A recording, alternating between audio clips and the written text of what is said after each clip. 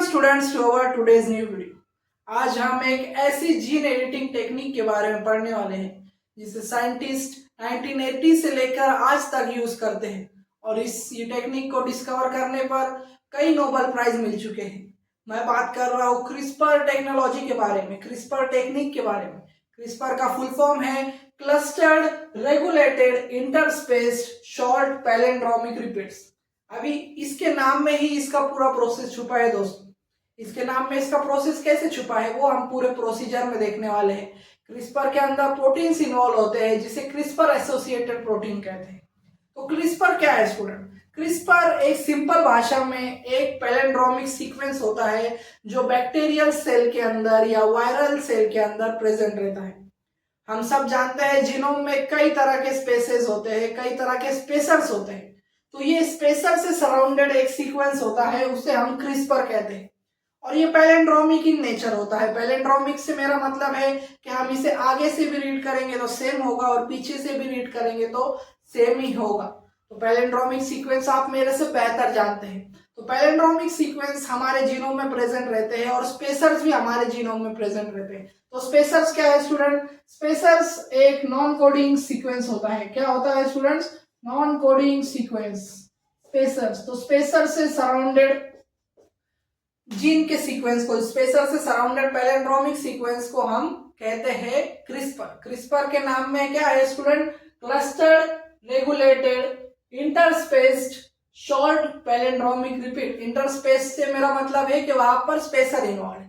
तो क्रिस्पर का क्या फंक्शन है स्टूडेंट? क्रिस्पर का एक सिंपल, सबसे सिंपल फंक्शन है कि वो एक इम्यून सिस्टम में, डिफेंस मैकेनिज्म में काम आता है। तो आप सोच रहे होंगे सर आप क्या बात कर रहे हैं, ये डिफेंस मैकेनिज्म में क्या ही रोल प्ले करेंगे ये शॉर्ट पैलिंड्रोमिक सीक्वेंस? तो स्टूडेंट्स यही तो एक ट्विस्ट है। क्रिस्पर जल्दी लोगों को समझ में क्यों नहीं आता? क्योंकि उसका एक सिंपल सा फंक्शन ही लोग समझ नहीं पाते। तो डिफेंस मैकेनिज्म में बैक्टीरिया इसे कैसे यूज करता है वो हम देखने वाले हैं। तो स्टूडेंट्स देर ना करते हुए क्रिस्पर का प्रोसेस स्टार्ट करेंगे जिसमें हम Cas9 प्रोटीन इन्वॉल्व है। कौन सा प्रोटीन इन्वॉल्व है student? Cas9, CRISPR associated protein 9 और यहाँ पर दूसरे कैस प्रोटीन्स भी इन्वॉल्व होंगे। तो स्टूडेंट्स क्रिस्पर का प्रोसेस डिफेंस मैकेनिज्म में है तो हम ये स्टेप वाइज देखेंगे और 5 स्टेप में ही मैं आपका क्रिस्पर का कंसेप्ट क्लियर कर दूंगा और फिर इसे हम आगे देखेंगे कि जीन एडिटिंग में इसे कैसे यूज किया जाता है। तो स्टूडेंट क्रिस्पर का प्रोसेस शुरू करने से पहले बैक्टीरियल सेल है, समझ लिए। ये हमारा पूरा एक बैक्टीरियल सेल है और पूरे बैक्टीरियल सेल में ही ये पूरी क्रिस्पर की प्रोसेस हो रही है। तो स्टूडेंट मान लो कि कोई बैक्टीरियोफाज ने हमारे बैक्टीरियल सेल को इन्फेक्ट कर दिया।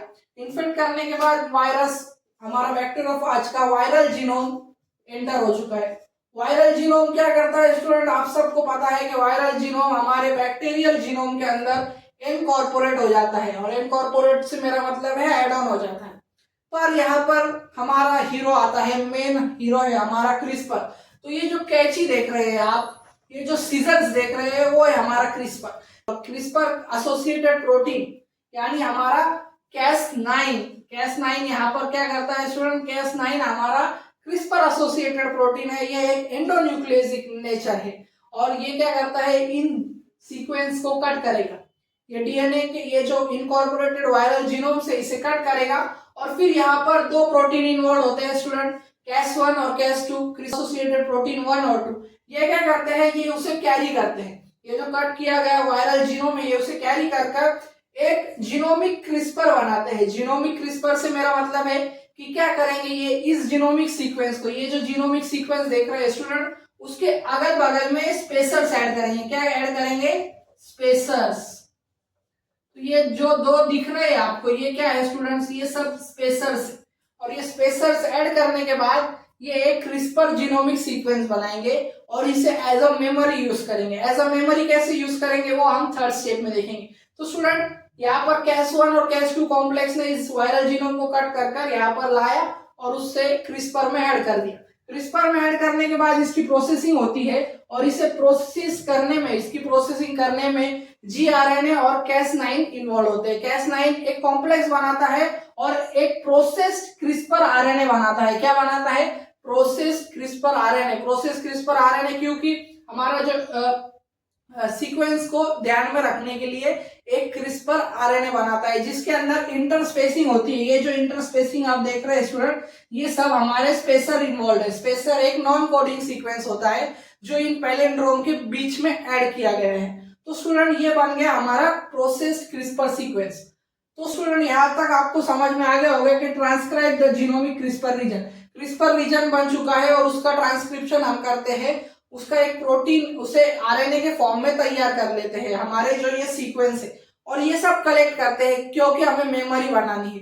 तो स्टूडेंट्स मेमोरी क्यों बनानी है कि हमारे बॉडी में भी बी सेल्स होते हैं, टी सेल्स होते हैं, उनके मेमोरी सेल होते हैं। जब भी कोई पैथोजन वापस से आता है, फर्स्ट टाइम आता है, तो उसकी क्या बनती है स्टूडेंट्स, मेमोरी सेल्स बनते हैं। तो मान लो कि ये जो कट किया गया सीक्वेंस है ये हमारी मेमोरी सेल के लिए बनाया गया वो सीक्वेंस है। यहाँ पर इसे प्रोसेस किया गया है। तो यहाँ पर बैक्टीरिया ने क्या किया, इस क्रिस्पर सीक्वेंस के अंदर उस वायरल जीनोम को इनकॉर्पोरेट कर एक मेमोरी बना ली। और फिर जब फोर्थ स्टेप के अंदर क्या होता है स्टूडेंट, जब वो बैक्टीरियोफाज फिर से इन्फेक्ट करता है, वही सेम बैक्टीरियोफाज फिर से इन्फेक्ट करता है उस बैक्टीरियल सेल को, तो ये डिफेंस मैकेनिज्म एक्टिव हो जाता है। और डिफेंस मैकेनिज्म एक्टिव होने पर क्या होता है स्टूडेंट, उसके अंदर Cas9 प्रोटीन को पता है कि हमारे पास इस बैक्टीरिया का एक CRISPR sequence, CRISPR process CRISPR sequence के अंदर इसका वायरल जीनोम प्रेजेंट है, यानी कि ये हमारे बैक्टीरियल सेल के लिए हार्मफुल है।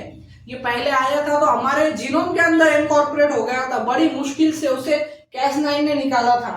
तो इधर हम बैक्टीरिया का डिफेंस मैकेनिज्म एक्टिवेट हो जाता है और यहाँ पर उसे पता है कि ये वही पुराना सीक्वेंस है, उसके मेमोरी सेल एक्ट हो जाते हैं। मेमोरी सेल से मेरा मतलब है, आप मेमोरी सेल इम्यून सिस्टम से ना कंपेयर करना, मेमोरी सेल यानी क्रिस्पर का जो सीक्वेंस है वो उसे पता है कि ये वही है। और फिर यहाँ पर क्या होता है, यहाँ पर Cas9 क्या करता है, उस सीक्वेंस को क्या करता है, उस वायरल जीनोम को, ये क्या है स्टूडेंट्स, वायरल जीनोम को कट कर डिग्रेड कर देता है,